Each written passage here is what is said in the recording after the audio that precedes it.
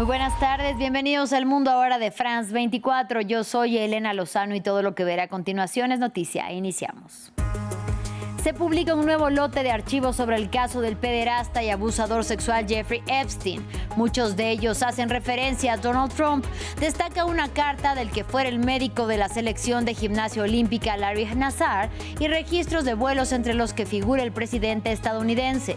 El Departamento de Justicia acusa que se trata de afirmaciones falsas y sensacionalistas. Hasta 20 años de cárcel para quien promueva o respalde desde Venezuela bloqueos navales y actos de piratería. Así lo aprobó el Parlamento venezolano de mayoría oficialista en medio del recrudecimiento de acciones de Estados Unidos contra el país rico en petróleo y gobernado por Nicolás Maduro. La Asamblea Nacional de Francia aprobó una ley especial que le permitirá al Estado la continuidad de los ingresos y gastos ante la falta de acuerdo para el presupuesto de 2026. El gobierno espera poder negociar en enero con la oposición para lograr consenso y avanzar.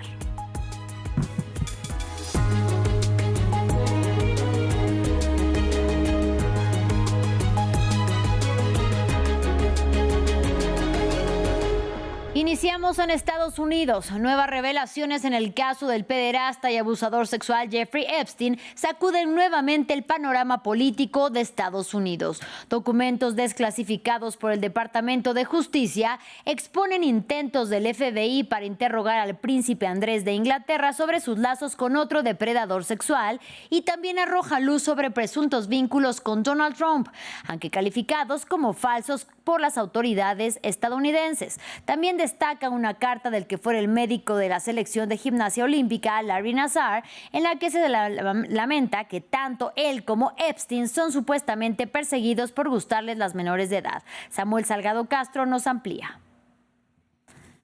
Circulan más archivos del caso Jeffrey Epstein, recientemente publicados por el Departamento de Justicia de Estados Unidos. En este paquete de casi 30.000 páginas, el presidente estadounidense Donald Trump aparece mencionado numerosas veces. El Departamento de Justicia trató de desacreditar las publicaciones que vinculan a Trump. Algunos de estos documentos contienen afirmaciones falsas y sensacionalistas contra el presidente Trump, presentadas al FBI justo antes de las elecciones de 2020. Para ser claros, las afirmaciones son infundadas y falsas, y si tuvieran un mínimo de credibilidad, sin duda ya se habrían utilizado como arma contra el presidente Trump. Entre los detalles, Trump voló 8 veces en el jet de Epstein entre 1993 y 1996, una vez solo con él y una joven de 20 años. También una carta atribuida a Epstein dirigida al convicto Larry Nassar, en la que describe presuntamente a Trump como alguien que comparte nuestro amor por las jóvenes nubiles. Trump asegura haber roto lazos con Epstein tras incidentes en su spa y club de golf. Otra de las figuras internacionales salpicadas, el expríncipe Andrés de Reino Unido.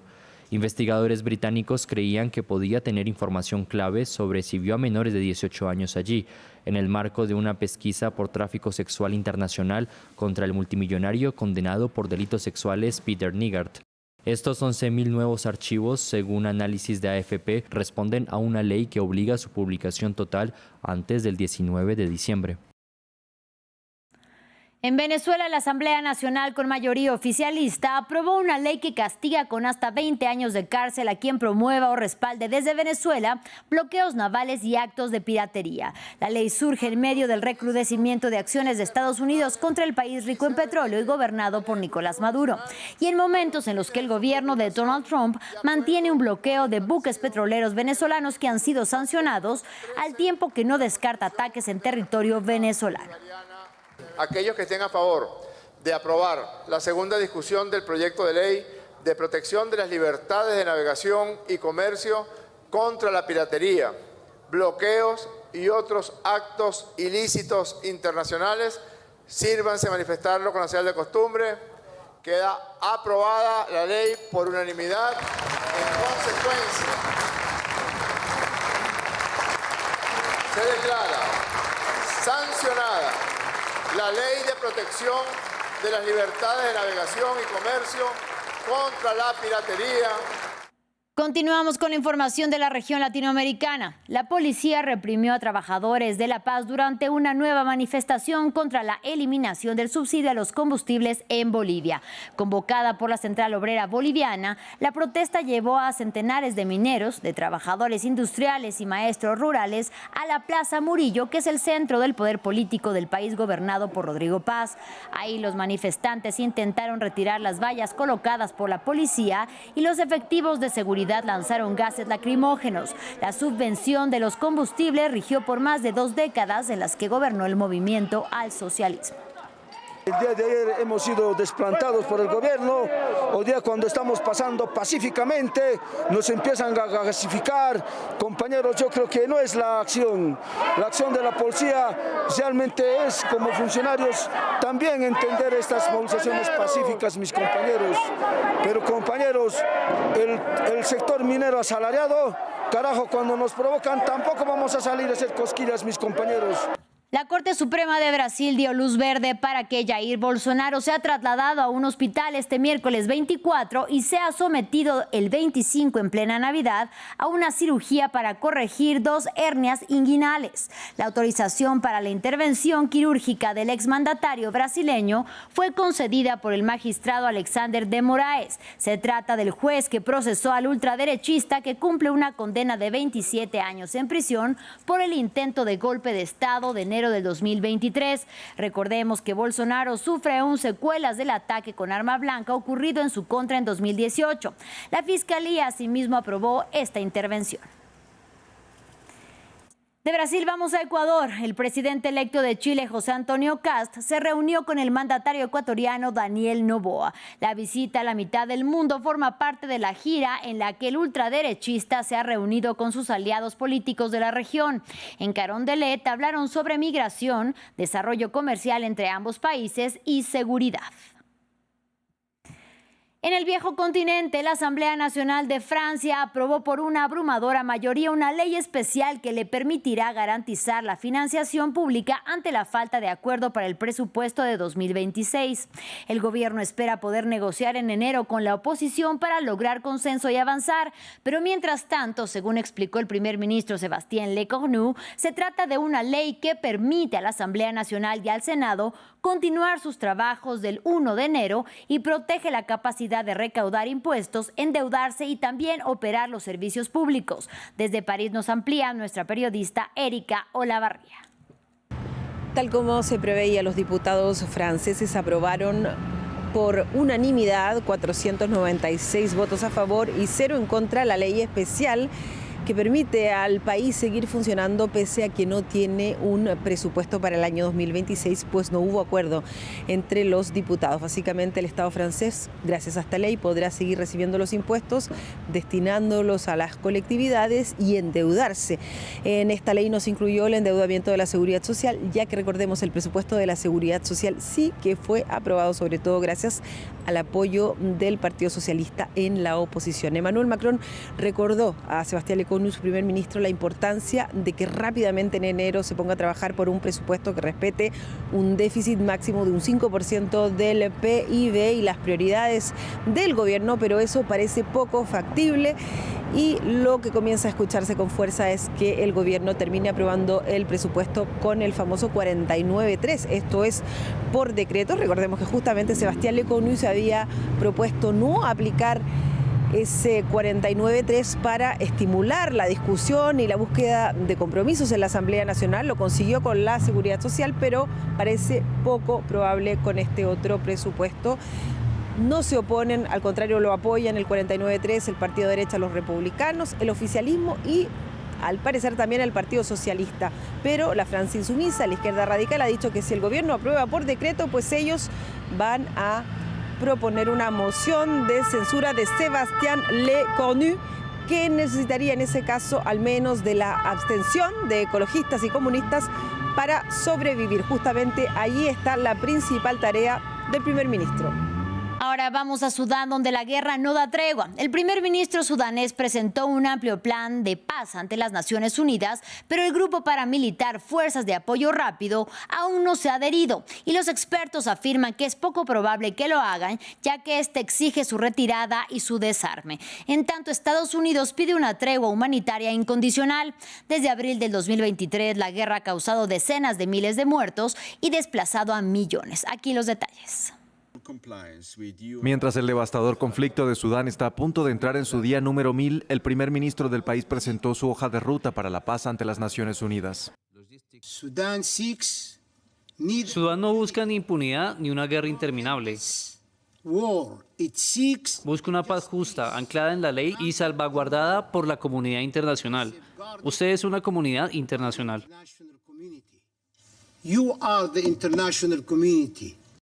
El plan de Idris pide un alto el fuego supervisado por Naciones Unidas, la Unión Africana y la Liga Árabe. Este exige que las fuerzas paramilitares se retiren de las zonas que ocupan en el oeste y el sur del país, que se desarmen y se trasladen a campamentos supervisados. El conflicto en Sudán estalló en abril de 2023 entre el ejército y las RSF o Fuerzas de Apoyo Rápido. Expertos de la región dicen que es poco probable que este grupo se adhiera a esta propuesta, ya que implicaría renunciar a su poder militar. La administración Trump ha pedido una tregua humanitaria inmediata sin condiciones, mientras que representantes de las Naciones Unidas criticaron a los países que suministran armas a las partes en conflicto y acusaron a la comunidad internacional de ignorar la guerra. Cada día intentamos mantener a Sudán en las noticias. ¿Por qué se descuida? Creo que si el secretario general estuviera aquí, probablemente diría que hay presuntamente un elemento de racismo, ¿no? Que la gente no presta tanta atención a las crisis en los medios globales, a las crisis en África como a las de otras partes del mundo. Según estimaciones de Naciones Unidas, la guerra ha matado a más de 40,000 personas, aunque la cifra real podría ser mucho mayor. El conflicto ha creado la peor crisis humanitaria del mundo, con más de 14 millones de desplazados. Seguimos en Medio Oriente. El Parlamento israelí anunció la aprobación de la prórroga hasta 2027 de la ley temporal que permite el cierre de una emisora extranjera que, según su criterio, atente contra la seguridad del Estado. Originalmente denominada Ley Al Jazeera, estos poderes se utilizaron para cerrar las oficinas del canal propiedad de Qatar y bloquear sus emisiones en mayo del 2024. Leuriel nos amplía. En Israel, la libertad de prensa sigue bajo ataque. El Parlamento aprobó la prolongación hasta finales del 2027 de una orden que permite prohibir los medios de comunicación extranjeros considerados como una amenaza para la seguridad del Estado. Ahora, incluso en tiempos de paz y sin necesidad de una orden judicial, el gobierno israelí puede ordenar el cierre de las oficinas, la incautación del material de difusión y el bloqueo del sitio web de una emisora, tal como lo hizo en el 2024 con Al Jazeera. Hay que cerrar 1000 canales yihadistas para que ninguna madre judía llore. Sigo pensando que esta ley debería haberse aprobado en su totalidad y si el Tribunal Supremo quería invalidarla, que la invalidara y entonces los ciudadanos de Israel verían quién se preocupa por su seguridad y quién se preocupa por la libertad de expresión de los canales yihadistas. La noticia alerta a Reporteros Sin Fronteras. En una entrevista con France 24, su portavoz internacional, Elena García Vizcasillas, recordó además que con al menos 29 empleados de medios de comunicación asesinados en la Franja de Gaza y al menos 220 desde octubre de 2023, Israel no está protegiendo a los periodistas. Podemos calificar al Estado israelí como uno de los principales depredadores de la libertad de prensa en el mundo. Y por supuesto, con lo que ha pasado hoy, vemos que el instrumento jurídico y legislativo también es algo que están instrumentalizando para censurar realmente y para limitar el ejercicio periodístico de cara al conflicto en Gaza. Entre 2024 y 2025, Israel perdió 11 puestos en la clasificación mundial de la libertad de prensa de Reporteros Sin Fronteras, cayendo al puesto 112 de 180. Y terminamos en Turquía. El jefe del Estado Mayor de Libia, Mohamed al-Haddad, murió al caerse el avión en el que viajaba poco más de 30 minutos de haber despegado de Ankara. El primer ministro libio lamentó lo sucedido y dijo que el jefe militar iba acompañado de otros oficiales. Previo a la confirmación del accidente, el Ministerio del Interior turco informó la pérdida del contacto con el avión que transportaba a Haddad y dijo que tuvo que realizar un descenso de emergencia. El alto general libio acababa de finalizar una visita oficial a Turquía. El siniestro ocurre un día después de que el Parlamento turco aprobara la extensión del mandato para el despliegue de soldados turcos en Libia por 2 años más. Así llegamos al final de este espacio informativo. Gracias por su compañía y hasta la próxima.